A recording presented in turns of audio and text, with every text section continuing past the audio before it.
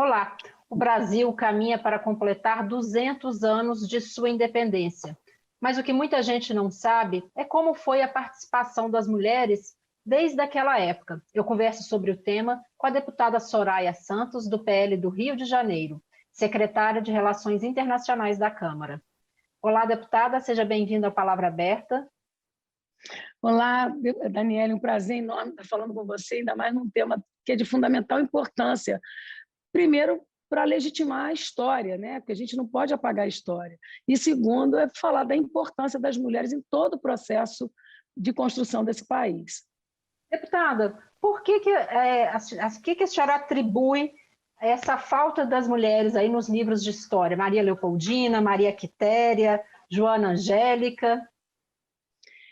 As mulheres sempre foram invisibilizadas, principalmente quando estão em posições de comando. Veja que essa é uma luta absolutamente atual, né? Até hoje.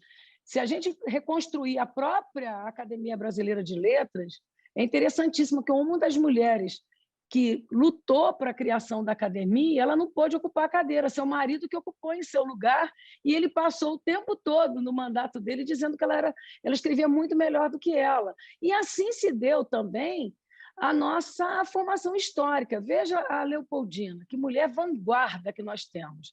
Essa mulher que chegou no Brasil, Daniela, e ela percebe que todas as mulheres aqui tinham o nome de Maria. E ela muda o nome dela e passa a se chamar Maria Leopoldina em homenagem às mulheres brasileiras. Nós só fizemos essa mudança legislativa quase 178 anos depois. Mas uma mulher que falava 4 línguas, que era apaixonada pela botânica, que tinha uma formação científica, acadêmica e uma visão política incrível, porque ela tinha ciência política na sua própria formação. Olha a influência dela no relacionamento com Dom Pedro, tanto na época da tentativa da recolonização, como principalmente no grito da independência. Porque naquele momento, você imagina, Daniela, o Dom Pedro tinha saído para combater uma revolução, que era a tentativa de independência de São Paulo do Brasil. E ele tinha tanta confiança nela que ele a nomeou primeira regente interina. E quando houve uma ameaça, né, de recolonização, de retomada, ela simplesmente assinou o ato de independência. Então, na verdade, a Maria Leopoldina é a primeira presidente do país, né? A Dilma foi a primeira presidente eleita por voto direto, mas a primeira presidente é Maria Leopoldina e foi quem assinou o ato de independência. Veja você, nós temos tanto da ciência, de tanto legado, justamente a visão botânica dela, que, inclusive, até hoje, no Museu da Áustria, nessa área de história de botânica, de mineralogia, é um acervo que ela mandava para o seu próprio país, assim como no Brasil. Então, e se você olhar... brasileiro, ela trouxe uma expedição que montou boa parte do acervo do Museu Nacional do Rio, não é isso, deputada? Com certeza, porque quando você vem de um país, você traz um staff, né? Então, ela trouxe da Áustria um staff, entre eles vários cientistas, porque o pai dela era muito apaixonado por botânica e mineralogia.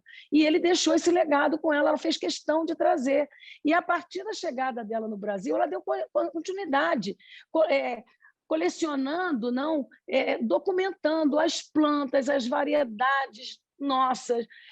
Ela começou a colocar do seu staff vários pesquisadores para os efeitos medicinais dessas plantas, dessas flores, dos minerais brasileiros. Então, está lá no acervo. Isso é um legado dela. Então, olha o olhar dela. Uma mulher política por formação, cuja visão política era de tal forma que ela compartilhava com Dom Pedro toda essa visão europeia, de importância de país, né?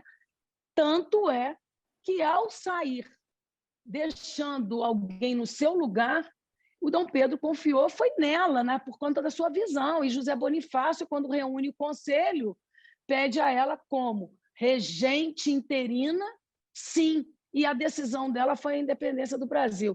Essa história não pode ser esquecida.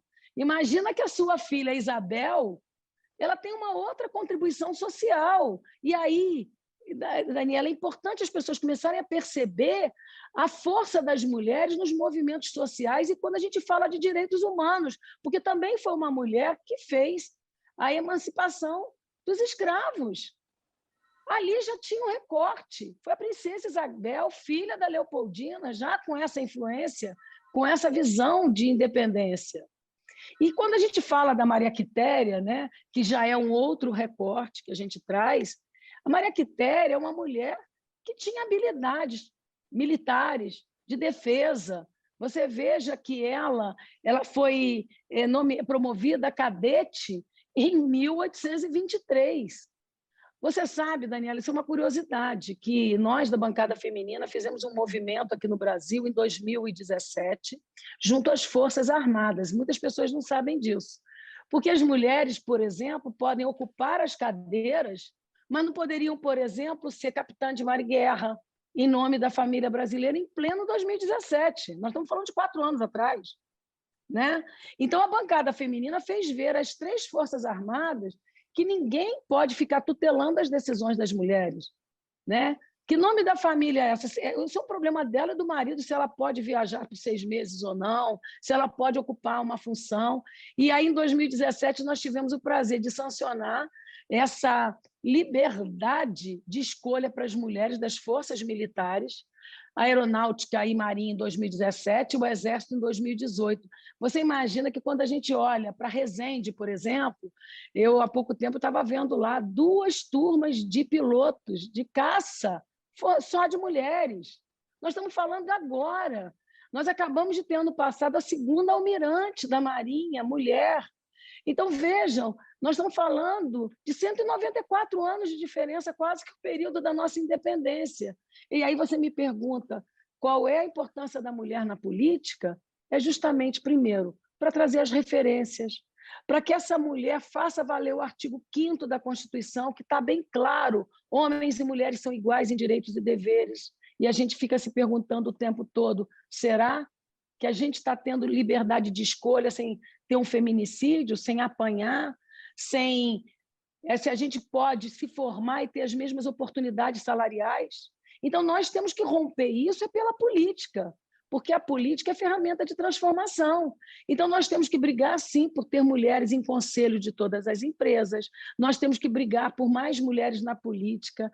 Veja, nós tivemos em 2019, 2 anos atrás, uma reunião que é um encontro que acontece entre as Supremas Cortes de vários países. E esse encontro se deu na Finlândia.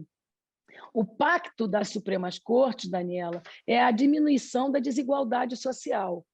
Eu vou dizer para você a emoção que eu fiquei, que na ata de cooperação, entre os pilares que eles desenharam, que eram 3, um dos 3 estava dito mais mulheres na política.